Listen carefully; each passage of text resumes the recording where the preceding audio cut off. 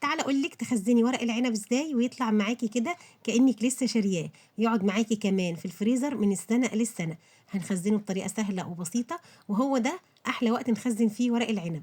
في الاول كده هتجيبوا الورق اللي بيبقى مربط مع بعضه ده، هتجيب الورق بقى المفرودة اللي خضرها كده يكون لونه فاتح، وتكون الورقة ناعمة معانا بالشكل ده، وتكون كمان على قد ما نقدر كده تكون ورقة صغيرة في حجمها شوية، ما تكونش ورقة كبيرة وما تكونش كمان ورقة خشنة.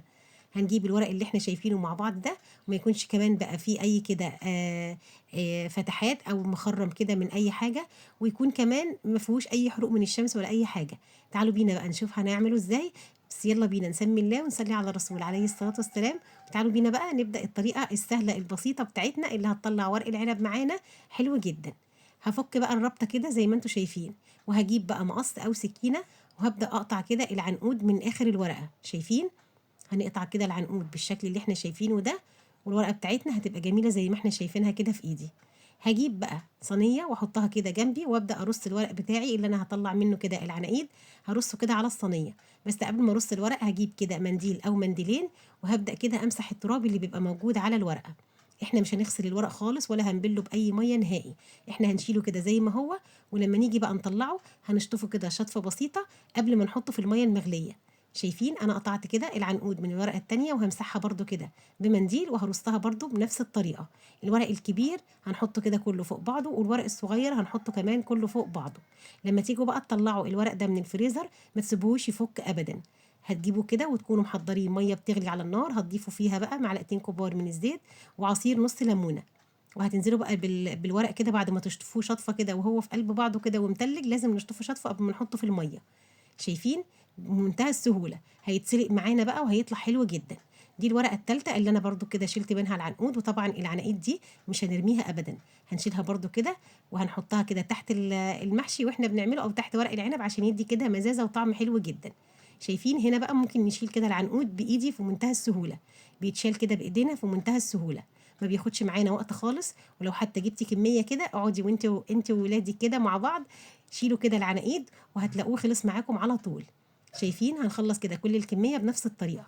هاخد الورقة كده وهقطعها كده بإيدي. بصوا الموضوع بسيط، والعنقود بيتشال معانا بمنتهى السهولة. برضو قبل ما احطها كده فوق الورق همسحها بمنديل، وزي ما قلت لكم لازم كده نمسحها بمنديل عشان بيبقى فيها تراب، وطبعا بيبقى فيها حاجات كده مش كويسه. فهنشيلها كده، وبعد ما خلصنا الكميه كلها بالشكل اللي احنا شايفينه هبدا بقى احطها قدامي كده وهتطلع بالجمال ده. شايفين؟ بجد ما خدتش مننا وقت خالص، قعدت كده انا وبنوتي نضفناها وطلعت بقى جميله كده زي ما انتم شايفين. هجيب بقى هنا الاسترتش، ولازم نلف بقى ورق العنب ده في استرتش زي ما احنا شايفين.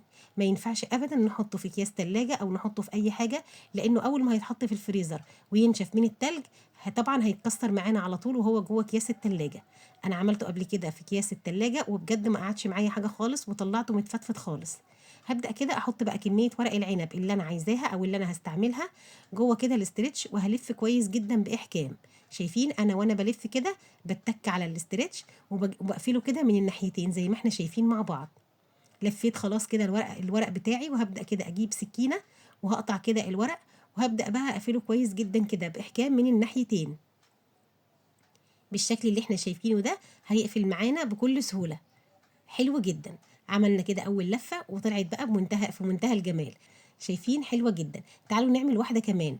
حطينا كده كمية الورق اللي احنا هنستعملها او اللي احنا هنحشيها جوه الاسترتش، وهبدأ كده الف كويس جدا باحكام، وهتك كده على الاسترتش وانا كمان بلف.